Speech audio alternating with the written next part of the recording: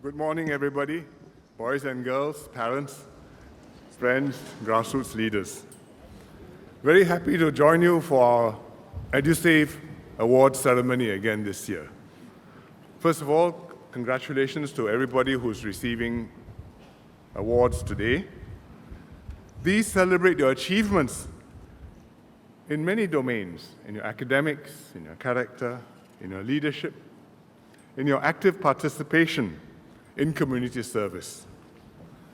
I'm sure your parents here are all pleased and proud of you, and I hope the awards will encourage you to keep on working hard, do your best, and I hope we'll see you again at next year's ceremony. Congratulations.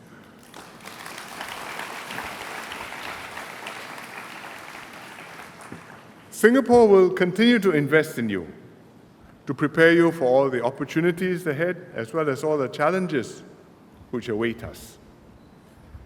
We've emerged from COVID-19, and last year our economy did well, but still Singaporeans are anxious about the cost of living, and to some extent anxious also about job security.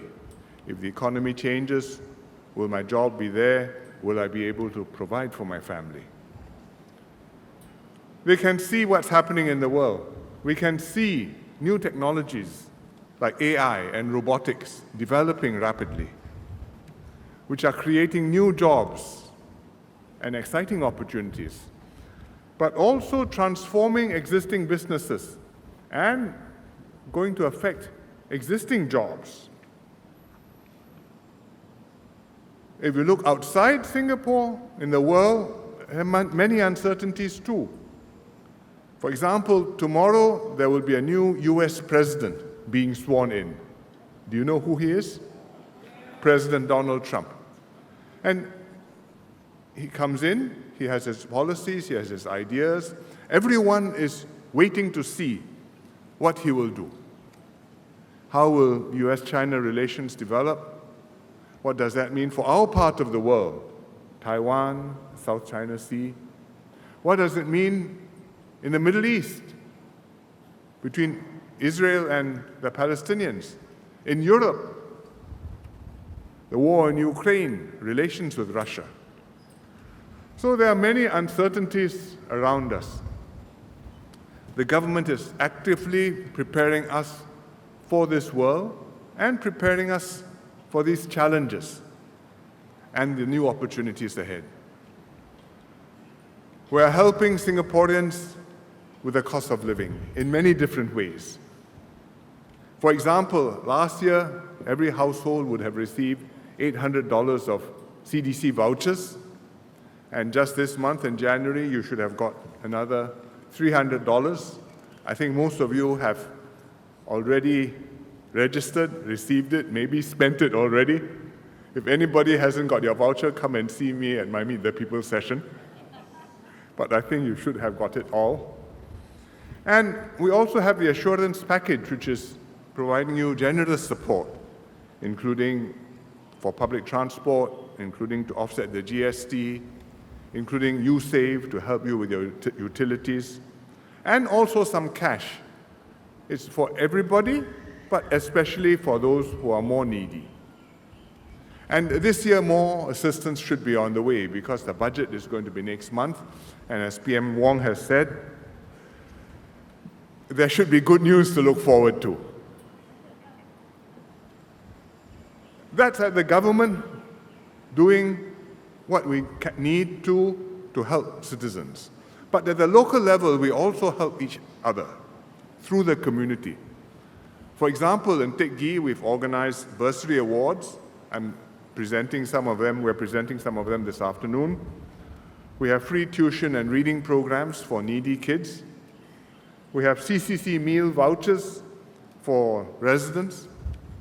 We have breakfast for seniors, Lim Kopi, once a month at Teck Ghee CC. We have shopping trips for the needy to pick up groceries at NTUC Fair Price. We just did this 2 weeks ago. It was very popular. And last weekend, we distributed hong paos and care packages to 400 seniors, all funded by generous donors within our own community. we help ourselves. The more successful, helping the others. All this will help everyone to cope, to deal with the cost of living, to get by, and more than get by, and make sure nobody is left behind. At the same time, we are investing heavily in everybody's education to prepare you for what is ahead. The schools are constantly being upgraded, better facilities, better curricula, better trained teachers. The education system adopts a broad definition of success. It goes beyond academic achievement. We want you to grow, to maximize the potential of every child, to be resilient, to be adaptable, to have interpersonal skills, to have character, to have the mindset of learning and learning and learning, lifelong learning. After you have graduated, you start working. I think the opportunities to upgrade yourself continue to be there through continuing education and training, through Skills Future, so that you can keep your skills up to date, so that you can keep your jobs, get better jobs, and keep on providing for yourself, your children, and building a better future. So by working together, I think we can improve our lives, we can make Singapore better, we can make sure our kids grow up in a brighter world. This year is SG 60. 60 years ago, I was a student, like so many of you. That was when Singapore became independent. I was in school, my classmates and I were in your shoes, facing a changing world, wondering what would the future hold for Singapore. Many of us had been brought up to believe that the future lay with Malaysia, that we joined Malaysia, there's a federation, we're part of that. Well, it's bigger than Singapore, we will prosper there. It didn't work, we were turfed out, and overnight, we found ourselves alone. And we had to set out on our own. Many challenges. No natural resources, no hinterland, no SAF, British troops defending us. Soon they wanted to leave because they couldn't afford to keep on doing it. We were going to be left without defenses and with a very serious economic and unemployment problem. And these were formidable challenges, and we had very little in our hands to meet them with. No reserves, no developed economy, no comprehensive good school system. The schools were then very basic. A few basketball courts, maybe ping pong tables. We didn't talk about different pathways to learning. We had no enrichment programs, and of course, no EduSave awards and scholarships. Never imagined of. And many students didn't finish school. Some left in primary school, many left after primary 6.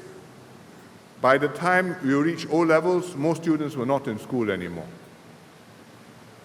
Only a handful went to university or to polytechnic, and there were far fewer opportunities open to Singaporeans. And yet, the pioneer generation, the Merdeka generation, we knuckled down.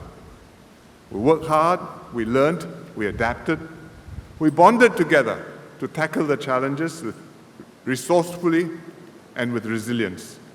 And step by step, we created better lives for ourselves and for our children, and that's how Singapore got here. So today, with all the resources that we have, with the confidence that we've done it before, I am no doubt that you can do it again, that whatever challenges are there, we will surmount them, and we will be able to take Singapore forward for the next 60 years.